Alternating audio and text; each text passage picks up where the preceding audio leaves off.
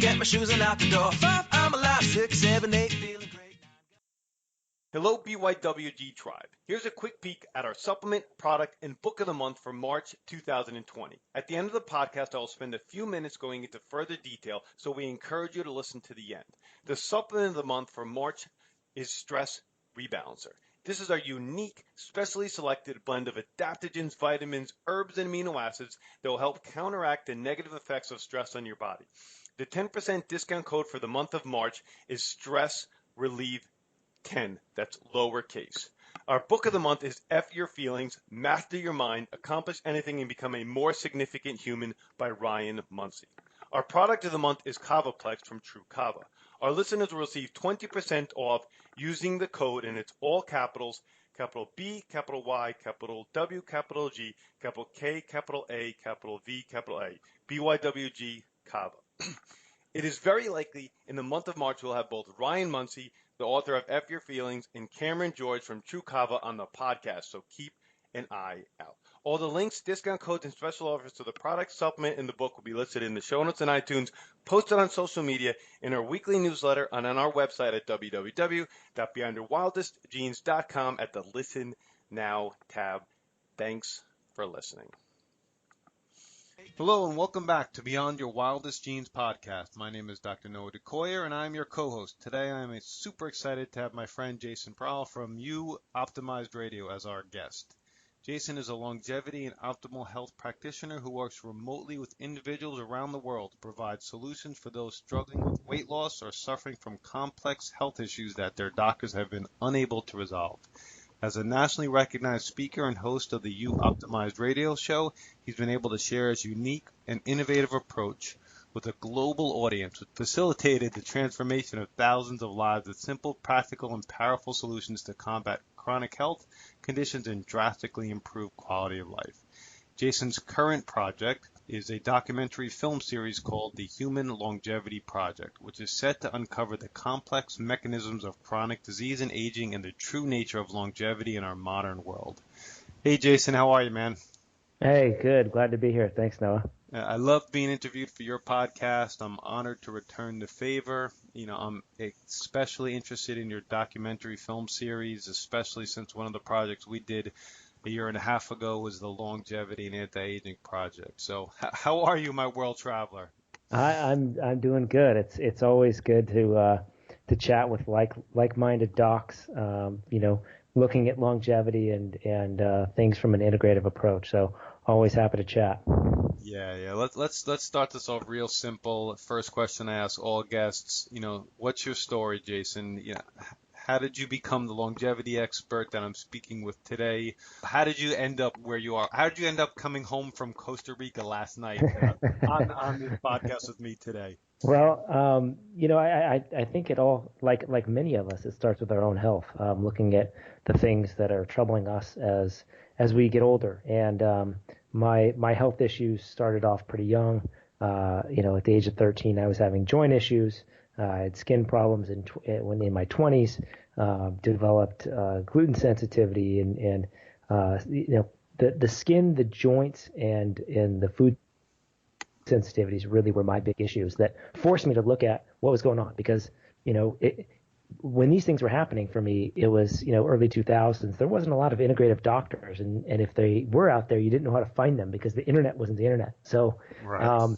It was tough to figure this stuff out. So I kind of had to force myself to figure it out. And over the course of a number of years and slowly making headway into understanding, physiology and really what's happening, I kind of started to get a hang of this stuff and, hung out with a bunch of smart people like yourself, integrative functional doctors, and just started to use kind of an understanding of how the body works and an understanding of how to think about disease and think about health to kind of practice in an integrative functional model. But kind of as I went through that, what I thought, there are a lot of great doctors out there, and some of them yet still aren't focusing on health, right?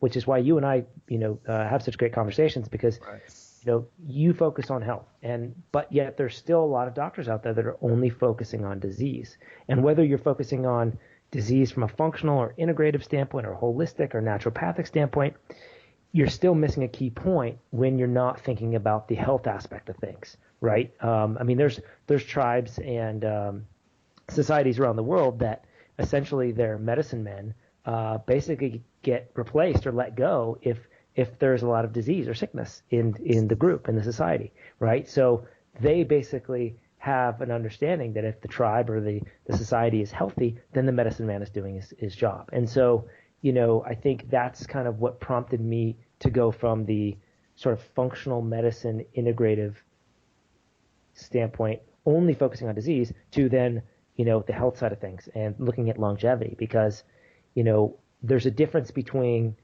not being sick and truly being healthy, right? So that's really what I wanted to focus on was kind of optimal health, and not just the absence of disease, but really the presence of vitality and wellness in somebody. So that's kind of where I made my shift. And, I still do a lot of the integrative medicine type of things, but I really have just decided to focus on looking at really, really healthy populations around the world and trying to understand what makes them healthy, not just simply, the absence of disease in those populations.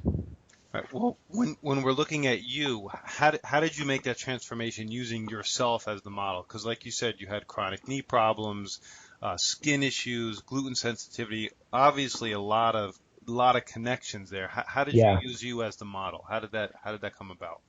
Well, I think it came down to me looking at my lifestyle, and I said, okay, instead of trying to figure out the disease mechanisms and try to interject there, it was really just the philosophy of, kind of just coming to an understanding and a realization that health is innate. It's built in. This is something we are sort of designed to be, is healthy. And so, when I started looking at my own lifestyle practices, I realized how many things were basically they were blocking my health. So, I started looking at circadian rhythm function and how to optimize mitochondrial function and remove a lot of these blocking factors that were preventing me from moving forward, because it wasn't that I couldn't figure out the disease mechanisms. It was, okay, how do I deliver health in the most fundamental way? So, I basically just got stuck until I started incorporating sort of health practices as opposed to simply disease mitigation and that kind of thing. So, really something like sleep, right? Sleep is not something that you use to combat disease. Sleep and proper sleep and good sleep, and I don't just mean 7 hours, but I mean really going through the stages of sleep so that you're repairing, that's a health practice, right? So It was those type of things where I was looking at, okay, if I really want to get healthy, like I have to focus on sleep, and I've got to understand it and get good at it. And so what does that take? That's not a disease solution. That's a health solution. So it was just kind of a something clicked at some point, and I can't even say when that was, but that's when it all kind of switched for me, and that took my own health to the next level, and I was able to start taking other people's health to the next level as well. Yeah, you're speaking, my original health language, which is chiropractic 101, is, remove the subluxation and remove the misalignment and allow the body to function and heal like it was designed to, just like you said. Now, there's obviously a ton of barriers, whether it's nutritional, poor sleeping, subluxation, or misalignment, but it all comes down to the same fundamental practice of setting up the body for its optimal ability to heal its own self, right? Right. And that's just it. Like, it has instructions, right? So we don't need to rewrite the instruction booklet. We just need to let it do what it. The way I kind of look at the body almost is I sort of intentionally simplify it and kind of look at the body as a black box and say, okay, well, I don't need to go interject biochemical necessary. I just have to figure out how to let it do what it does. And don't worry about all the complex mechanisms going on to some degree. You can get in there and do some things, and that's great, but you have to get rid of the things that are blocking. Then if you need to go to the next step and get all doctory on the body, if you're trying to dig into the internal workings of the body and you haven't optimized your surroundings and your environment and your thinking and your emotions and your relationships and all that stuff, then what are we talking about? Because you can run functional tests, you can run the best tests in the world, and if you have really screwed up relationships, or you have poor sleep, or your circadian rhythm is messed up, good luck. You're going to see all kinds of stuff come back on those labs. And to try to interject at that point without fixing the other stuff, you're just going to chase your tail. Now, here's just a blanket question that we talked about prior is, what is the biggest contributors to autoimmunity and food sensitivities, even in your case, that's totally being missed by the integrative medicine scene? Yeah, I think, and this was something that I struggled with forever, right? I got better with a lot of my health. The last thing for me was gluten sensitivity. And when I looked at that, and I had this gluten sensitivity that I didn't have before. I didn't have it in my teens. I didn't have it at any point. And then all of a sudden, at some point in my 20s, it was noticeable. And I made huge strides to resolve a lot of my other health issues, but I still had this gluten sensitivity. And what that told me was that I'm missing something, that there's something about my immune system that is still going haywire, that is still not corrected. What is it, and what's causing the problem? Because I'd fixed my environment, at least in large part. And what I ended up figuring out for myself was that it was these sort of hidden or stealth infections, things like viruses, bacteria. We look at Lyme disease, and that's great, but Lyme disease that's Borrelia.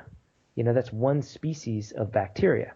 We have Bartonella, we've got Babesia, we've got Rickettsia and Ehrlichia, and all kinds of stuff going on. And then you have the viruses, right? I mean, so many viruses that cause problems, and so many versions of viruses.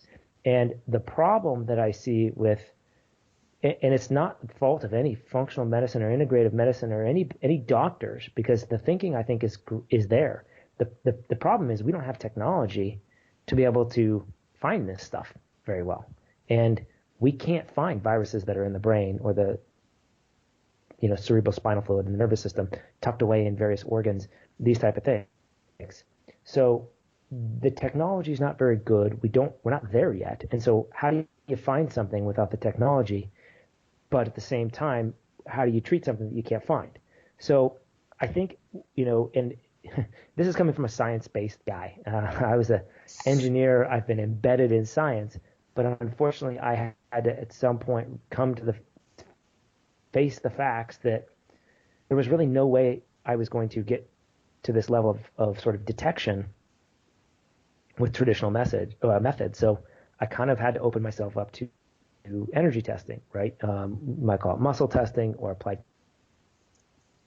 but this type of thing. And so once I let down, I said, okay, let's try this.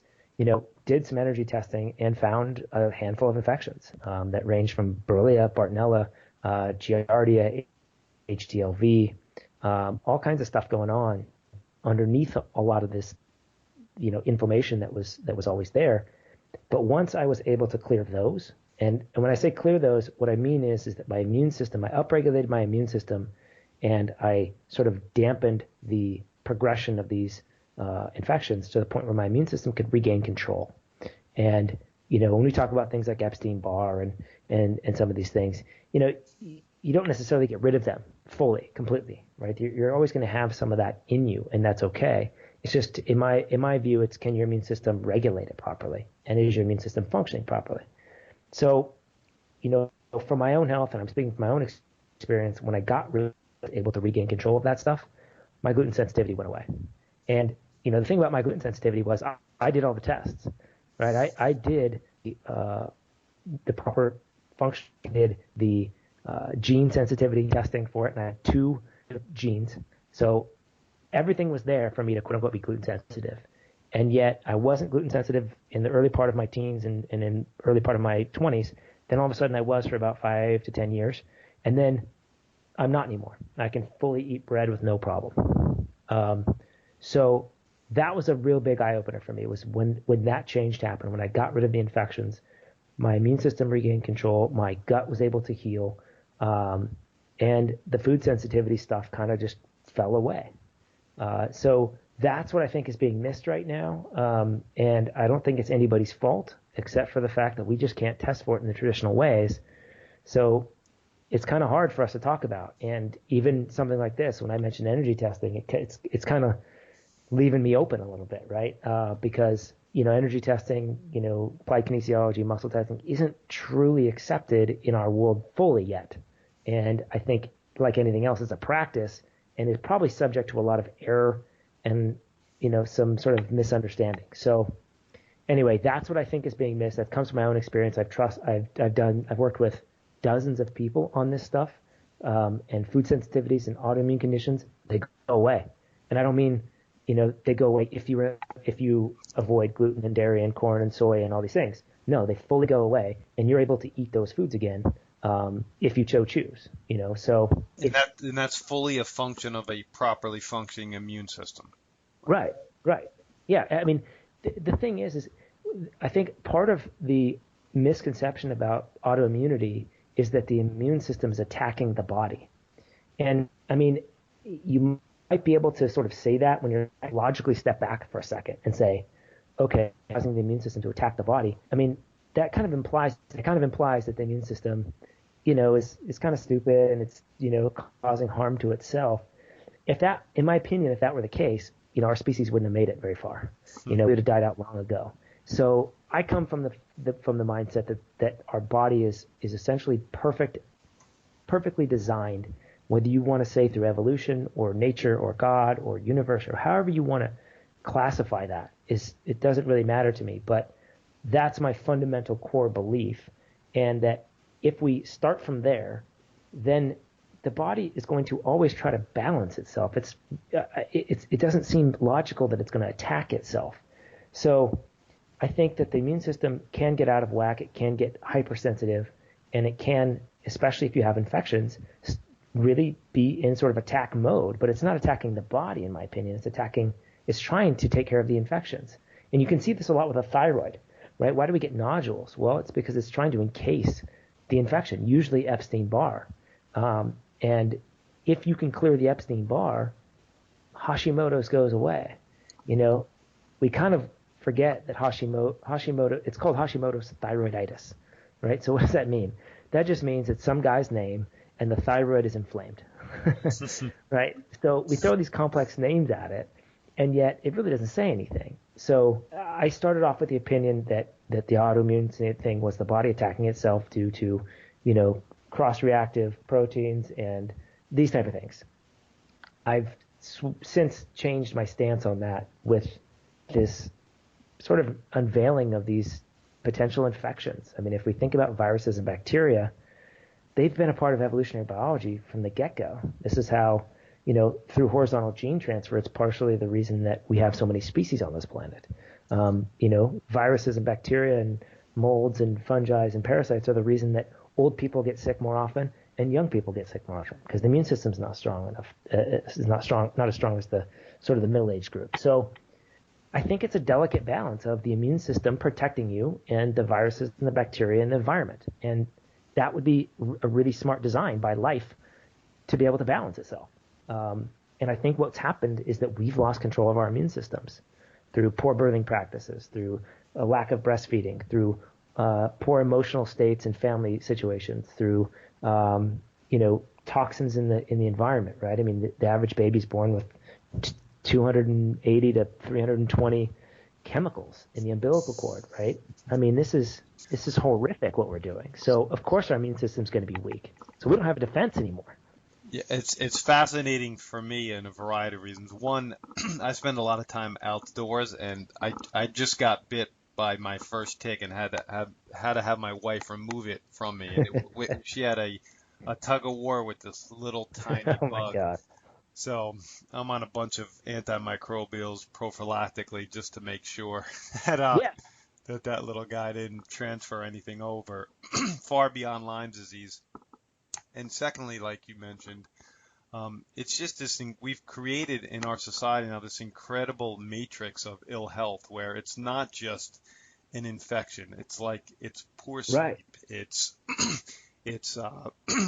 glycosate, and it's all these things, and it's so hard to pinpoint. It's so hard to nail down, and it's got to come back down to what you're an expert in, and then that's creating the healthy person and traditional practices. So let's go there. Where, you've been working on this documentary series, the Human Longevity Project. You're interviewing these people in these different blue zones. You just got back from Costa Rica.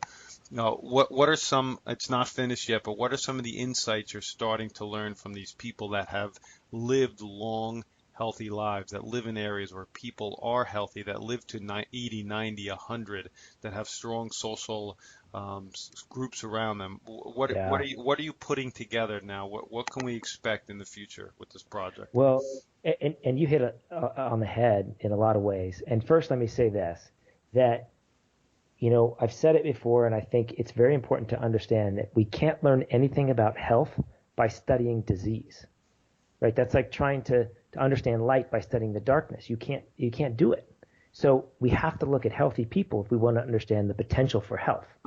And so, although I'm not going in there and doing physiological studies, we can do epidemiological stuff, right? We can ask questions and just get a sense of things. And I mean, oh my gosh, it's fascinating when you talk to these people. Since we just talked about infections, I'll start off on this. A lot of people in the 60s and 70s and 80s, and even some of the younger kids in the 30s, they actually said that they get dengue fever quite a bit. And if somebody got dengue fever here in the States, I'd be off to the hospital and, get some sort of antibiotic or vaccine or something, right? They treat it with modern medical approaches. Right. And what they used to do down there is very simple. They would use herbs and plants to resolve that issue. And really wasn't that tough for them. I think they would take papaya leaves, I believe, and make a tea out of that to clear the dengue fever.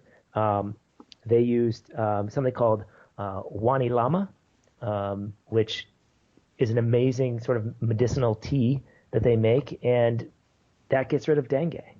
So it also lowers and combats sort of high cholesterol. So it works in a number of ways, but this is something that they used to figure this stuff out and to get rid of the stuff. And one of the 30-year-olds I was talking to, he got dengue, and he said he felt awful, and he was going to go to the hospital to get it taken care of. And his mom kind of looked at him and was talking to him and said, "Hey, what are you doing? You don't go to the hospital.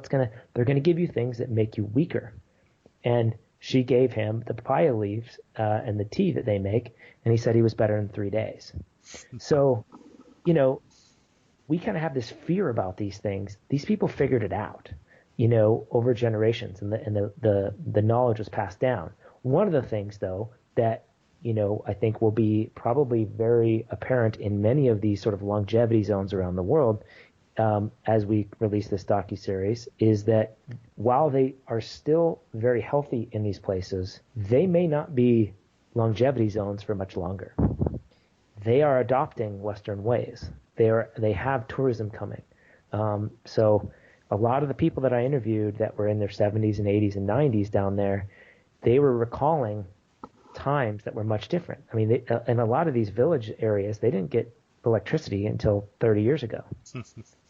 So, I mean, think about that. They don't have lights. They don't have washers and dryers.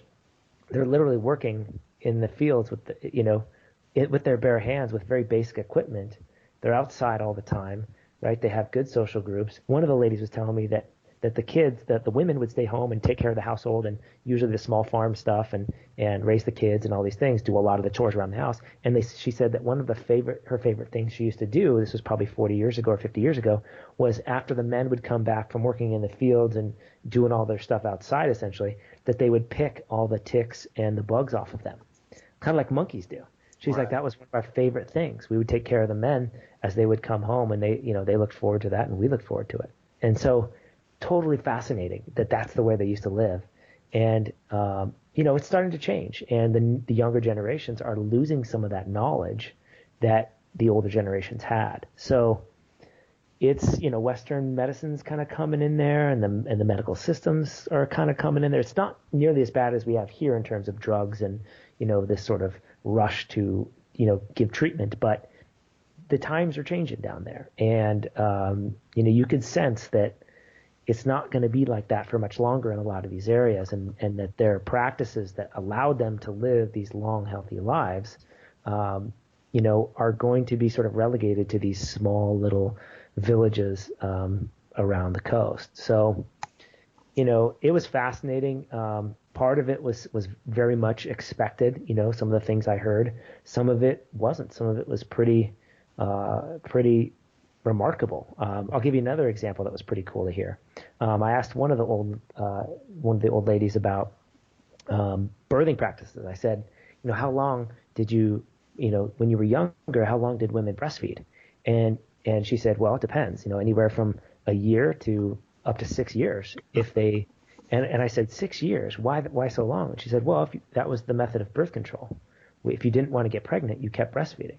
Right. And I was like, wow, that's a fascinating thing. So they're like, that's kind of a double whammy, right? Not only is the kid getting really healthy sustenance from the mother for many, many years, and they probably incorporated other foods, of course, but not only is that happening, but instead of taking birth control pills like we do here in the West, which you and I both know destroy gut bacteria and cause all kinds of hormonal problems. Right. Instead, they're staying in a natural state.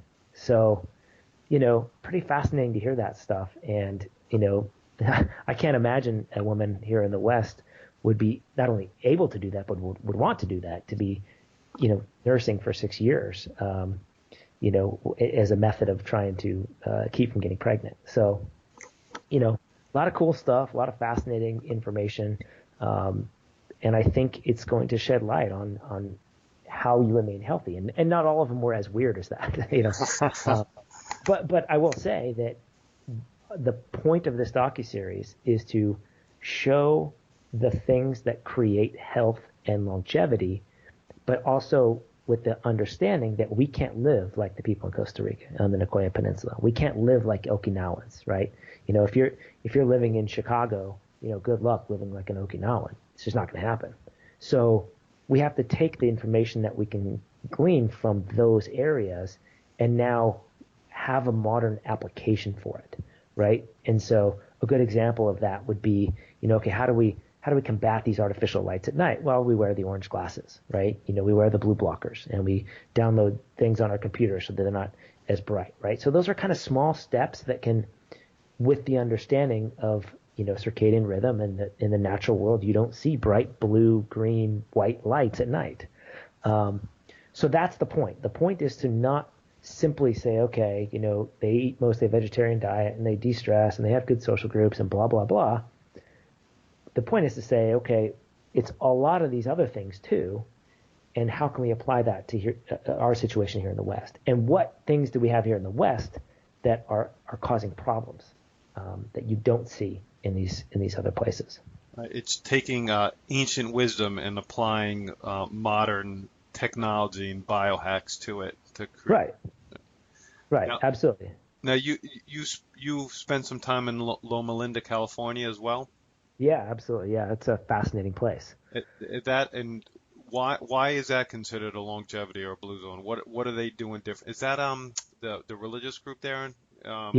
Yeah, the Seventh-day Adventists. Yes, that's right. Yeah. So they're primarily vegetarian. They are vegetarian, right? Yeah, for the most part. Well, and so one of the experts that we interviewed, Arista Vojdani, who I'm sure you're familiar with, right? He's a immunologist, does a lot of research. He's a professor at Loma Linda. He actually does some teaching out there. So, I actually interviewed him to basically get a better understanding of immune system function.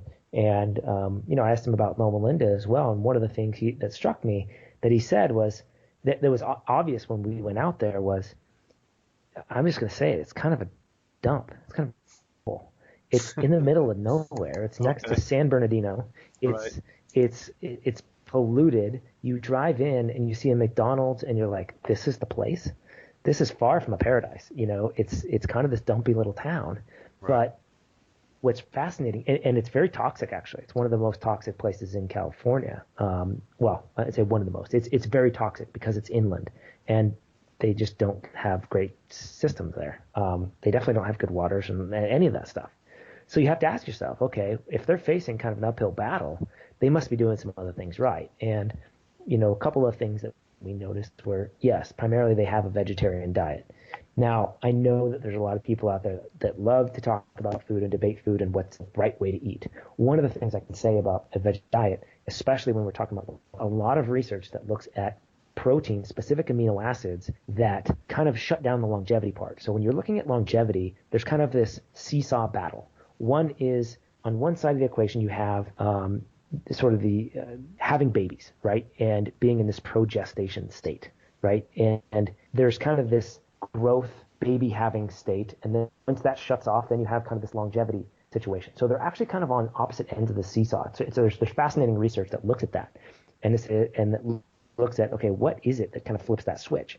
And a couple of the things are certain amino acids. So, don't eat as much animal protein, particularly. You're losing some of those amino acids, which actually can give you this longevity. And of course, there's lots of other beneficial things about plants. They feed the gut microbiome, sort of the energy aspect of them from the mitochondria standpoint. They're very easy to digest.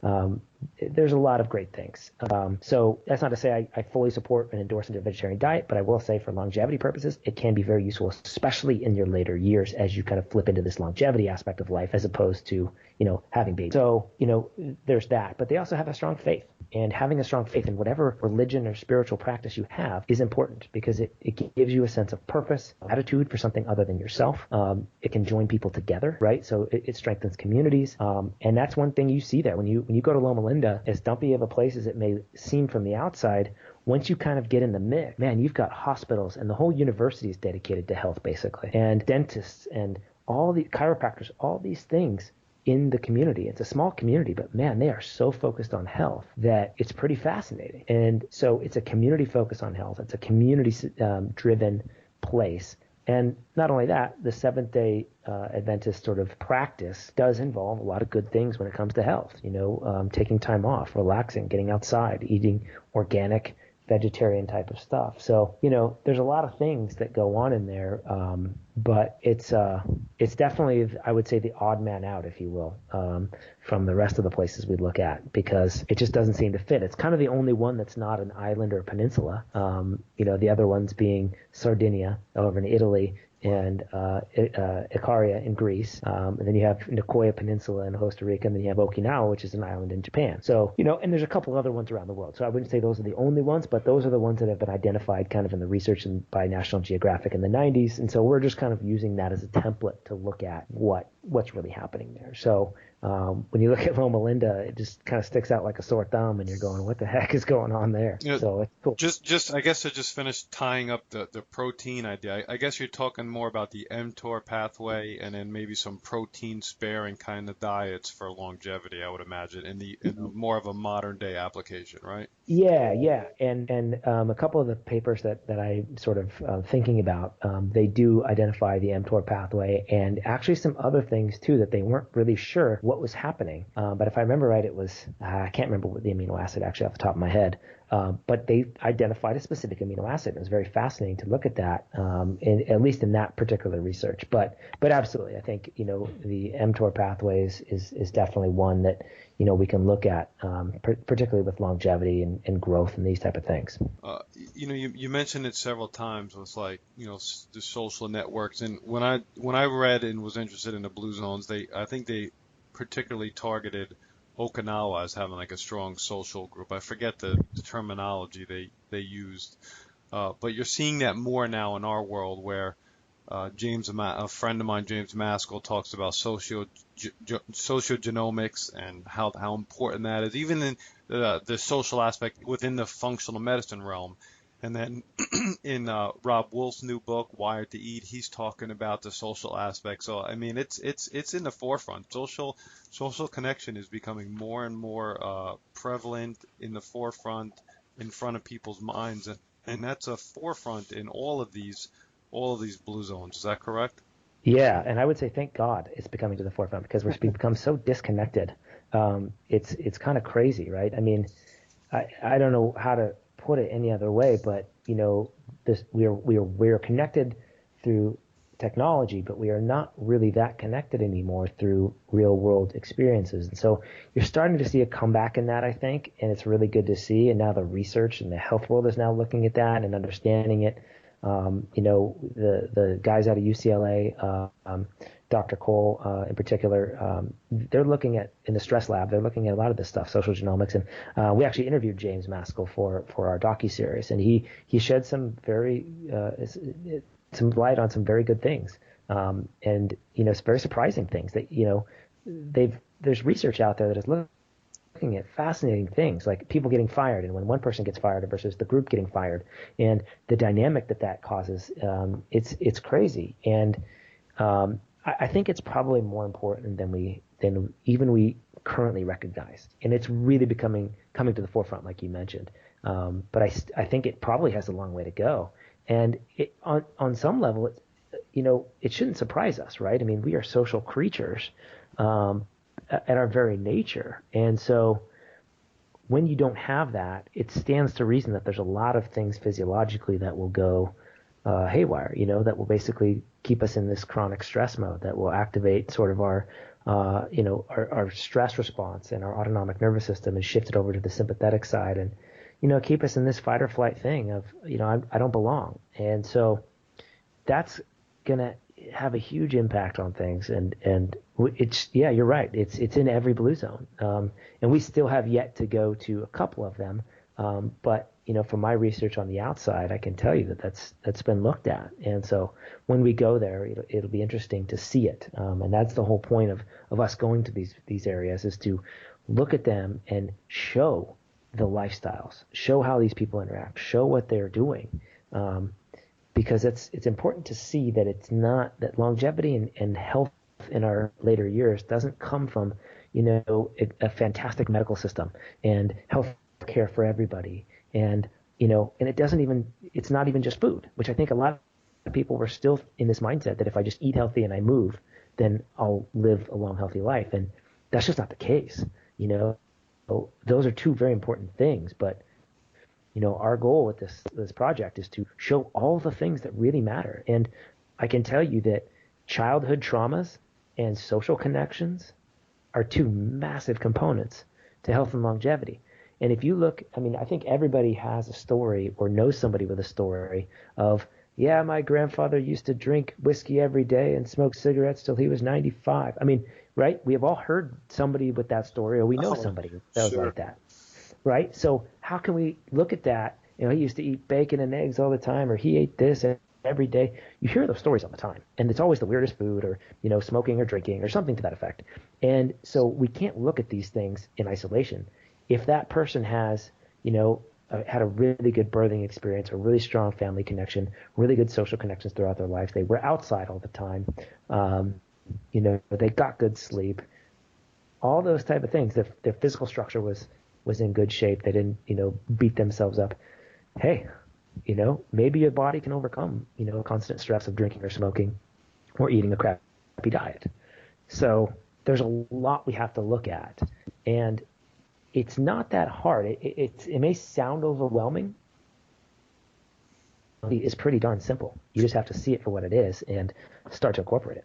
Yeah, we could just start with sleeping, right? And this is my downfall. Yeah. You can just start with sleeping and conquer sleeping in all its glory, and that could solve 90% of your problems. Right. Or create 90% of your problems. Right. Well, think about it. What's the one time we actually recover? It's during sleep. We basically, our bodies are in sort of catabolic destruction mode during the day. That's sort of the nature of the day. And, despite the fact that you're eating, that's sort of irrelevant. The place at which you recover, where your cells turn over, where, all the recycling, cell suicide, that primarily happens at night. All the autophagy and the mitophagy, all this stuff really happens. I think we're still in the dark ages when it comes to even understanding sleep. Who knows? There's a lot of, ancient cultures that I think probably have a way better understanding than we do. So, there's still a long way to go, I think, in fully understanding what sleep is doing, but clearly it is the mechanism by which we extend our lives. Right. And the easiest example I'll give, look at an insomniac and look at somebody who cannot literally sleep, it ain't good. They go downhill very quickly. So there's a reason that you're body shuts down, and it's to recharge those batteries. So, I totally agree with you. I'm a huge proponent of if you want to focus on one thing, focus on sleep. Forget everything else. If you need to focus on one thing, just dial that in and get good at that. And if you're not sleeping, then and you're not focusing on sleeping, then you're really doing yourself a disservice. I totally agree. After interviewing Dr. Kirk Parsley and Dr. Michael Bruce and James Swanwick, I agree with you 100%. Right? Start with sleep first. Absolutely. With 100%. Well, Jason, and I know I remember you had blue blockers on. I think the last listen, time we I talked. have them on right. I got them on right now. Exactly. I have three different companies blue blockers. I test them all out. I look at the different stylish ones. There's the True Dark Day Walkers. I got them. I got them all. I've been practicing, trying them, figuring them out, using them, and it's made a big difference. My kids have multiple pairs, so it's a big deal for sure. Well, and you kind of highlight the point that I like to make.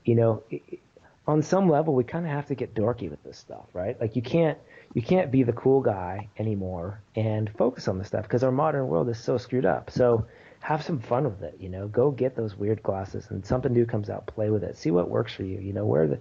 Just let go of all the nonsense and fill your house with candles, light a fire again for crying out loud, get the orange bulbs and the red bulbs and just play around with that stuff and just kind of let go. So I love the fact that you do that. That's awesome. Yep, I hear you. Now, you mentioned something and it probably got glossed over, but I wanted to touch upon it. You mentioned childhood traumas, and the way we got introduced was through Nikki Gratrix, and her work just freaking blows my mind. With all our emotional work she does and all the statistics and everything. Now, does is there a correlation in these blues? Are you seeing anything with how these societies deal with traumas? Is it a social thing? Are you seeing any connections? What are you making on that front and childhood traumas in these areas? I mean, there's a lot less of it, I can tell you that. Partially because they have a stronger social connection and a stronger family connection. Okay. And the family is important. The elder, the 94-year-old grandma isn't pushed to the side in a nursing home.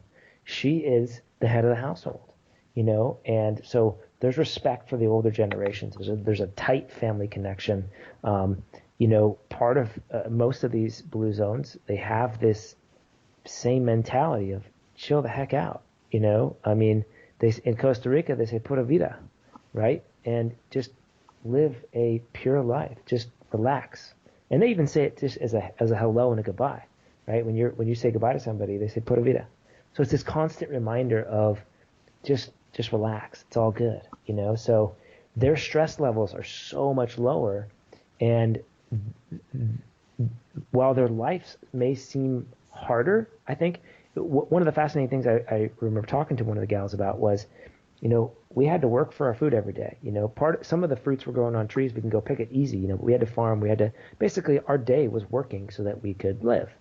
But she also said, but that was easy because we knew what we do every day. There was no stress. It was just work. So we had work, but we had no stress because we knew exactly what we needed to do every single day. And I thought that was fascinating, right? I mean, think about us. We are constantly stressed, right? Oh my God, what's the boss going to think? Oh my gosh, I have all these employees I got to take care of. I got a million emails I got to answer. So our days are changing, even though they may seem rather, boring or dull or repetitive. We're constantly stressed out with all these things. When you're working with the land and you're working with, more natural environment, there's just the stress isn't there. So overall, they have much lower stress. The childhood traumas are not nearly as significant. The birthing is better. So, when a child has a umbilical cord wrapped around its neck and it comes into this world in a stressed out mode, that child's wired for stress. And it's usually it's going to take some undoing to sort of, undo that stuff. So everything that they do facilitates less trauma. And that, I think, just translates to a healthier human, because you're not in this sympathetic nervous system state. You're not in this this overdrive, this stress, this high, HPA axis, overdrive. And, going back to infections even, there's viruses that take advantage of somebody that's in a stressed out state. When cortisol rises, adrenaline rises, that's when they will move around the body, and they might migrate to another part of the body. So the viruses and the bacteria are sensing this in us. So if you've got an infection and you're constantly stressed, well, now you're gonna speed the progression of that viral sort of pathogenesis. So it all ties together. And Nikki, and we interviewed her for our docuseries as well. She's amazing with stats. She'll throw them at you all day long, and they're unbelievable. I mean, it's like the more childhood traumas that we get, and it applies to adulthood trauma as well, but the more trauma we carry, the more we see, poor health practices, in terms of smoking and drinking and drug abuse and all these things. But we also see, even without that stuff, we see just poor health, more likelihood of a heart attack, diabetes, autoimmune conditions, et cetera. You name a disease, it doesn't matter. Cancer. More likelihood of cancer if somebody has childhood traumas than somebody that doesn't, or has fewer childhood traumas. That's fascinating, despite whether they do it from a lifestyle perspective. So some of it is lifestyle driven, but some of it is physiologically driven that is not lifestyle at all. So it's a huge one. It's a major, major thing. And it comes down to how we bring children into this world. How, are we doing C-sections? Are we, adoptions and abortions or failed abortions or what have you? Are these things happening at a higher rate? And if so, what's that doing to the kids? And how's that going to affect their health in their later years? And so it's not easy to understand this stuff, but the studies, as sort of broad maybe as they are just beyond telling. You have to be a fool to deny the relationship between childhood trauma and disease later on in life. Yeah. Who while we start winding this down, who are some of the few other people that you interviewed just to spark our audience interest in this project a little bit more? Yeah, we've got some pretty great people and a diverse group. We've got experts like Karan Krishnan, Arista Vojdani, Michael Bruce, who you mentioned earlier, on sleep. We've got Sachin Patel that's involved, Nikki Gratrix, and then we've got other people that maybe aren't, well, they're still experts, but they're not maybe at the sort of clinical research side of things. Guys like J.P. Sears, right? You may know him from... No, that's great. Right? So, and he not only is he a funny guy, but his whole thing is he uses humor for health purposes, right? He's lightening the whole stage around health, right? He mocks these things that we all kind of take so seriously. So it's brilliant. And, we talk about that and a lot of other things. I mean, he's a smart dude, knows a ton about emotional stuff. We've got Ben Greenfield from sort of the fitness and physiological side of things, and the nutrition side of things. So, I mean, those are just some. I mean, we've got a number of people. I think we're going to be interviewing Bruce Lipton here soon. His biology of belief is fascinating stuff. Amazing researcher. Seminal book, one of the most important books written in the last 50 years by far. Right? I totally agree. And when I saw that stuff, I'm like, holy crap, this changes everything, So I've long wanted to interview him, and so I think that's going to happen here soon. And then other guys that may not seem like they fit, but they're going to provide amazing information. Preston Smiles, he does a lot of these sort of talking poetry videos that you see on YouTube and Facebook. The guy's all about love. And his work about connection and bringing people together and sharing the love and supporting each other and compassion, that's huge for health. So, we're kind of hitting it all. The meditation crowd, the spiritual crowd, the fitness crowd, the sleep crowd, the paleo crowd, the CrossFit crowd. I mean, it's literally the entire spectrum of people. Because all those things play a role in longevity, how are the childbirthing and how important that is. I mean, we touch on vaccines and that kind of thing, and that's a touchy subject these days, and there's a lot of debate about what's good, what's bad, and how we should approach that. All I can say is from the people that we talk to, they didn't give vaccinations back in the day, and so I'm not going to say vaccinations are good or bad. I will say that they didn't need them. So whether or not we need them today is maybe a different question that needs to be talked about. But in those places, 50, 60, even 30 and 40 years ago, they weren't giving vaccinations to children. So, what's interesting about that comment is that we have to start to think about this, that maybe we don't need them as much as we think we do, and hopefully we can change the conversation about that a little bit instead of having this very emotionally driven, they cause autism. No, they don't. They are responsible for curing, eradicating these infectious diseases. That's kind of the conversation right now. Well, can we just step back a little bit and say, maybe we don't need them as much as we think we do, because here's some examples of populations that live a very long, healthy life that they didn't give them. So, that kind of thing. We just want to look at and see what was done. And we want to take the on the ground real world experience and also interview, experts here in the modern world and see what they say. And does it correlate? And so far we've found some fascinating correlations. They're saying kind of the same things. Aristo Boshdani said, I asked them, but usually I know what these people are going to say. I've researched and I've listened to them enough that I kind of know their opinions. I said, hey, what do you think about, this idea that, getting these sicknesses maybe as children and as adults is a good thing for the immune system? And he said, absolutely. We need to be getting sick. That's like weight training for your immune system. You get stronger. And I was glad that he said that because that was kind of my opinion. And I was hoping he would sort of back me up. And he did. He's fully on board with the fact that getting sick is not a bad thing. It's not fun, but your immune system gets training. It's like a software download for your immune system. And the more practice it gets, the more it understands, more it knows how to write that software, write that program, then, hey, you're going to be in better shape as you go. Well, this is a topic for another day, but that we're trading infectious diseases with autoimmune diseases because our nervous system is not getting that education it needs anymore. I mean, we all know it. It's obvious. Totally agree with you. I couldn't agree more. And it is. That's a big topic in and of itself, but Jesus. It's important to at least understand that, Yep. It's all right. So I'm super excited for this. I can't wait to help promote this project. When do you see it likely coming out?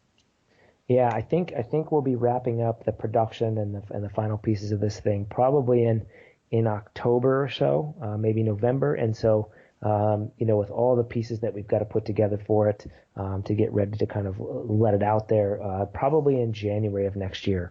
And it'll be, free on the internet, to watch. So, we're going to give people access to this thing and we want people to see what health looks like and see what the health practices are. We don't want to show you what disease is and say, you got to come to me for the solution. We want to show you the solutions because it's yours. You have it. There's nothing preventing you from getting it. You just have to figure out what it's causing the diseases and how to apply these health practices. Yeah. Final thing, Jason, how can our audience in the meantime get in touch with you, your work, your podcast, the whole thing? Yeah, they can check out my podcast on iTunes, Stitcher, and all that stuff. It's You Optimized Radio. I've been slacking on it lately with all my travel, but I have been interviewing some of those experts, and I'm going to be releasing some of that stuff here soon. You can email me if they have any specific questions. I'm always open to email, so you can shoot me an email at jason@jasonprall.com.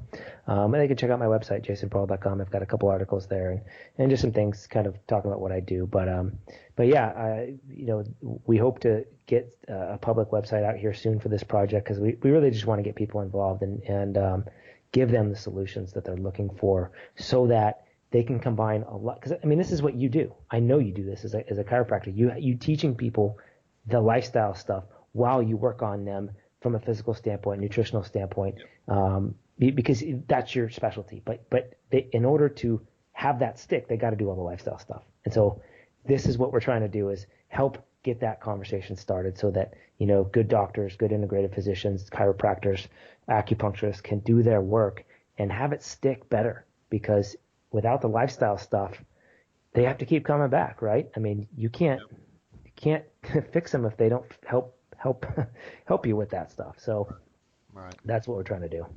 Great. Well, thanks again, Jason. I'm looking forward to continuing our conversation.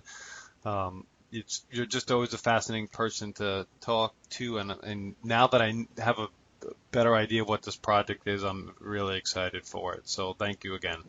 Well, thanks for giving me the platform to talk about it, and I am sure I'll be seeing you very soon. Absolutely. My name is Dr. Noah DeCoya, your co-host, and you are listening to the Beyond Your Wildest Dreams podcast. If you like what you've heard today, please share this with your friends and encourage them to subscribe on iTunes.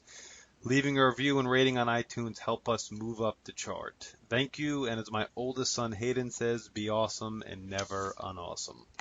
It's Dr. Noah, and I'm back. I suspect you love listening to this week's podcast release. Our book of the month is F Your Feelings, Master Your Mind, Accomplish Anything, and Become a More Significant Human by Ryan Muncy. We absolutely love this book and the author. A must read. The link will be in the emails, social media, and our show notes, so check it out.